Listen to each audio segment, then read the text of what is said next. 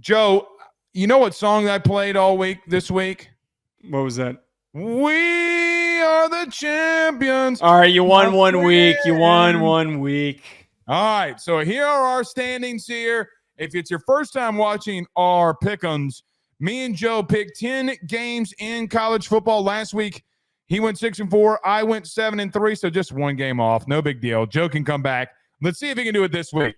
But, Joe, let's start from the left here. We talked about Texas and Michigan and Colorado and Nebraska here. You're going with Colorado. I'm going with Nebraska, but we both are going with the Longhorns.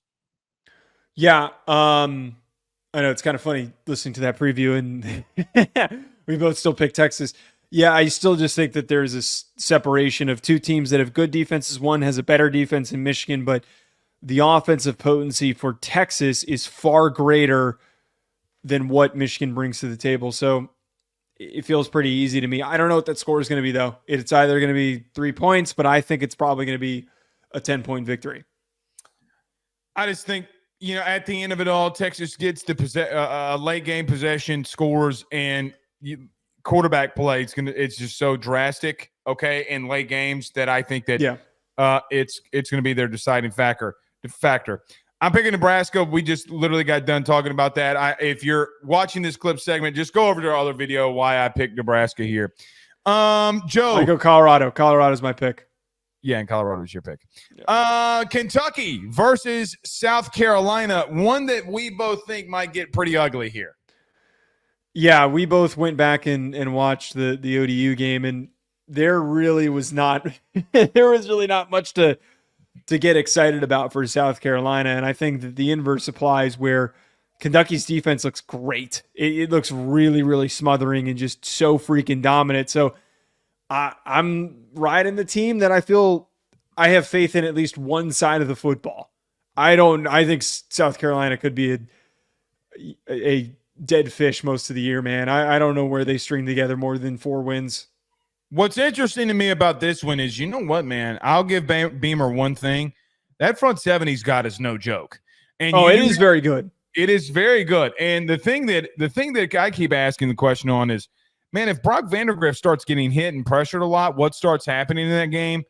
But like you said, I'm going Kentucky here. I just think their defense is way too good and to be discredited. And I do think that they're going to make more plays. Now, they're going to, play their same style of football, but the defense is just so smothering. And look, man, Lenora Sellers had 23 passes last week, only 10 completions. Brutal. It has the markings of it being a blowout. Let's just say that. We'll see how it happens. Tennessee versus NC State. We're both going with the Vols. I feel really good about this one. Tennessee is going to smoke NC State. NC State looked like they were still kind of figuring themselves out. They were just trying to get a feel for things. They let Western Carolina play too close with them. And Nico I was just slinging it all over the field, just making some unreal plays that only like 3-4 guys in college football can make. He might end up finishing the year as the best quarterback in the country. I think that there is room for something like that to happen. There is going to be like 2 throws in this game where after them we're going to be like, oh, this game's over. The second big touchdown that they have, we're just going to be scratching our head going, why did we schedule this? Why was this even put on the schedule? Why don't you just pick them to win your national champion? Why don't you? I'm not going to go that far, but I really like Tennessee this year. I'm in on them. I'm very in on them. Then why didn't you put them in your playoff? I changed my mind after 1 week. I wanted to see Nico throw. So 1 week against a very bad opponent, you've changed your mind. No. Okay, I had deliberated. I had Tennessee in originally, and then I swapped out and put Alabama in, and I changed my mind again. I have Tennessee back in. They're going to be fighting for the last SEC spot. Basically, you're just doing the hokey pokey. I'm not doing the hokey pokey. I'm not doing the hokey pokey. Don't make it seem like there's thought. Don't make it seem like there's not thought going into this. There's thought going into this. And Nico shakes it all about. They're going to be fighting for the last SEC spot. I'm picking Tennessee until there's any separation. Nico, I agree with your thoughts on Nico here. I'm not going to trash NC State like that, okay? But what I'd say is I just think you're right. They're offensively, they're just going to be so good and potent that I think that this one also has some markers to get ugly if things go the way we think. Joe, we split on this one. Oklahoma State goes to Arkansas. You have the Hogs. I'm going with Oklahoma State. I can't really fully tangibly explain this one. As I said in the preview, it has upset smell to it. I feel like Oklahoma State is going to be a good Big 12 team, but for some reason, the way that Vanderbilt Virginia Tech game played out kind of reminded me, hey, maybe these back end SEC teams are a lot more competitive than we think. And Taylon Green looked really freaking good, and Jaquindon Jackson looked really good. If there is an instance where their run game takes over and their diverse offense starts to really shine, I think Arkansas could steal this one. Like I told you in the preview, in case people that are on live that don't know what we're talking about, Joe and I did a recorded segment. You can go catch here on YouTube of us breaking this game down. I don't actually hate you leaning the way that you are against Arkansas, because when you see an offense do something like that and score on all 10 possessions and do what they did, I understand that. I also stand as Arkansas Pine Bluff. And I feel where you're coming from. I feel the part of what you're trying to say with Arkansas. But you know why? Sam Pittman's a good guy, but Petrino's a good story. They got some what looks like to be some playmakers. We want them to be good. I think that just college football fans in general, if you have no dog in the fight, you want Arkansas to be good. I just think that Oklahoma State's too established, and I think that running game is going to give them problems. I don't think that defense is as good as some people are saying that they're going to be. Now, I can be proven wrong there. I agree with Phil Steele. I think their linebacker play is not that good. I think that at times last week it was still mediocre at best against a very bad opponent. Getting lost in coverage against APB is not good at all. And look, I understand what you're saying, and the SEC has this moniker too, along with the Big Ten. When they go up against these Big 12 teams, 9 times out of 10, they beat the dog shit out of them. That's how it normally works. I need to see Arkansas do it first. Do I think that they can? Yeah, I do. But it's Joe, I got to tell you, here was a hot take that I had today. I was talking to our buddy Chris Phillips over at SEC Unfiltered. I think this might be the best game of the weekend that nobody wants to talk about. Yeah, it's kind of gotten brushed aside. It's going to be a fun game. Aside. And I'm thinking to myself, like, hey, man, this thing's got a lot of storylines in it. Because you know what? If Oklahoma State beats Arkansas, we're like, I mean, are they really that bad? Like, are they gonna lose to Utah? Are they gonna be, one of those automatic bids? And you know what else we do? We look at Arkansas and say, you know what? Sam Pittman swallowed his pride. He regrouped himself. Let's go, Sam Pittman. Because who hates Sam Pittman? Nobody hates Sam Pittman. At least I don't. Do you? No. Okay. I got fired up for that Arkansas Oak State stabbing. All right, we were going to break this one down a little bit, Joe. Iowa versus Iowa State here. We both went with the Hawkeyes. We just kind of hit the lead into this with the other game that we just talked about. Big 10 team against a Big 12 opponent. I think that Iowa State is competitive and good for Big 12 standards. I don't think that they're going to touch a defense this good the entire rest of the season. Iowa's defense is unbelievably unstoppable. They are freaking phenomenal.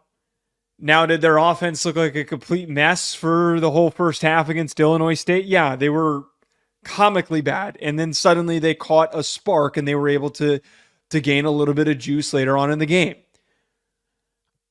When you have a defense that is just so much more starkly dominant in a game like this, in a rivalry game, I have to go with Iowa. I have to. I can't not, and I've been really high on Iowa for the entirety of the preseason. This feels like a game that they handedly win. And they not handedly like they'd blow them out, but just feels like they've got a really strong hold of the game throughout the entirety of it. I just made fun of you about backtracking, and I talked so much positivity about Iowa State this offseason, only to pick Iowa here. Right. That second half of them offensively, I felt the pulse. I mean, you got Caleb Johnson that had over 10 yards of carry. Look, man, Cade McNamara made some throws. Okay, and I'm like, oh shit. By the way, Joe, he had 31 attempts. I mean, they were I don't want to freak out over an Iowa offense, okay? I'm not going to do it. Mm-hmm.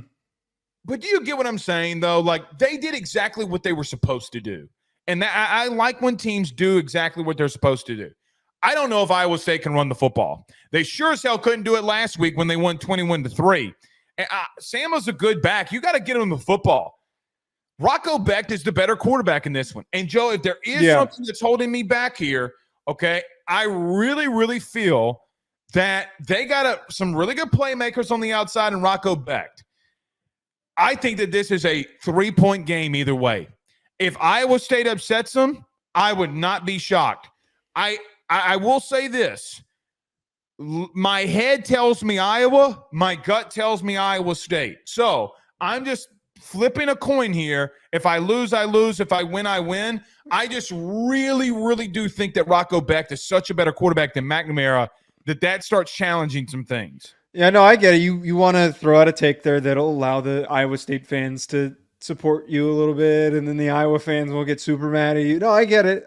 I don't even know if Iowa State fans exist. Fans? I was going to say, I don't know if they got Actually, yes, it's just stalks of corn. Well, the women's college basketball, me covering LSU, I found out that Iowa actually has fans.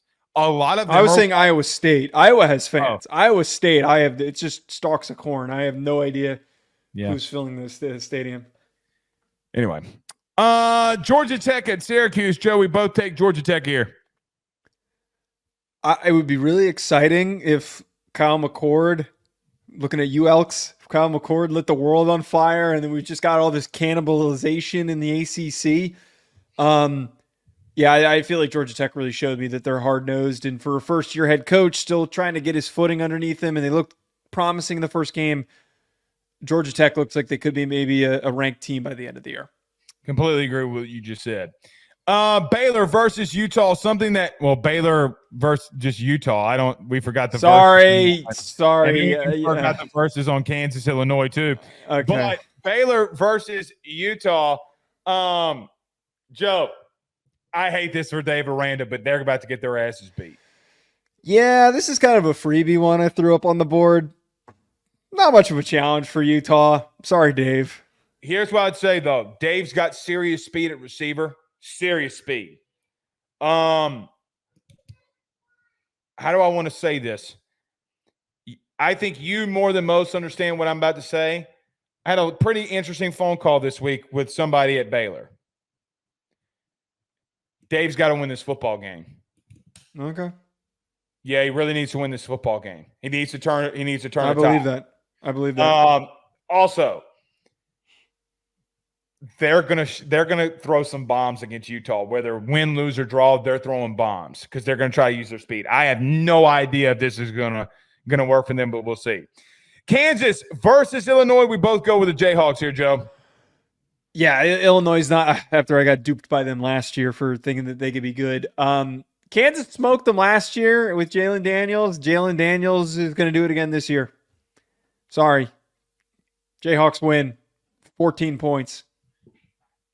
Hot take. Oh, no. Do you think – or let me ask you this. Have you played with Penn State on College Football 25? No. Their offensive playbook's the best in the game. Is that your hot take? Andy Kotelnicki's playbook, Penn State's playbook, is the best playbook to play with on that game. I promise you. Now, okay. He was in Kansas last year. Yes. Okay, I'm tying it into that. Here comes Kansas. Here comes the Big Blue out there in the Jayhawk land. Give me Big Blue. Yeah, I think they win pretty handedly. I don't see that game being an even matchup. Probably won't be. All right, last one we have here, Duke versus Northwestern. Joe, I heard that there's gonna be a massive debate outside the stadium after this game. Yeah, there's a lot of Smart people going to that a lot game. of smart people that for the 15 people that go and actually watch this game. Look, Duke's still in a feeling out period. I think that Northwestern showed to me and kind of reminded me like how hard nosed and physical they were last year. Miami of Ohio is a really good MAC team. They're like top 2 in the MAC, and they embarrassed them. Like they really blew past them. I think that this game could be close, and I'm going to put my faith in Northwestern. That's kind of already got a established momentum moving forward, and their offensive coordinator is phenomenal. So I'm leaning Northwestern over Duke. Why does Manny Diaz always make me pick him? Why do I want Manny Diaz to be good? It's a great question. Maybe because he looks like, I know he's not, but maybe because he looks like my cousins, you know? Like he looks like a good Italian, you know, but he's not Italian. Yeah, He's slick back hair, you know, little tan he's got working here. Malik Murphy, better quarterback in this game. Give me Malik Murphy and Manny Diaz. That's where I'm going with it. All right. We will see y'all again on Sunday, and we'll recap all of week 2. But, Jones, it's been a good week. It's going to be fun. Let's see how this weekend goes. I'm very much fired up for it, buddy.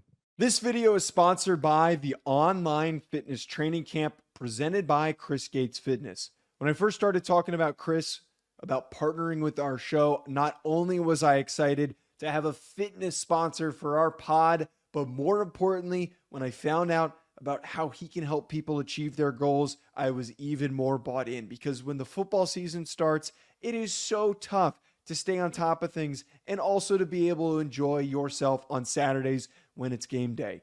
With Chris Gates Fitness's online training camp, you're going to be able to effectively stay focused, consistent, burn fat, build muscle, and do it with a like-minded community of individuals working towards the same thing.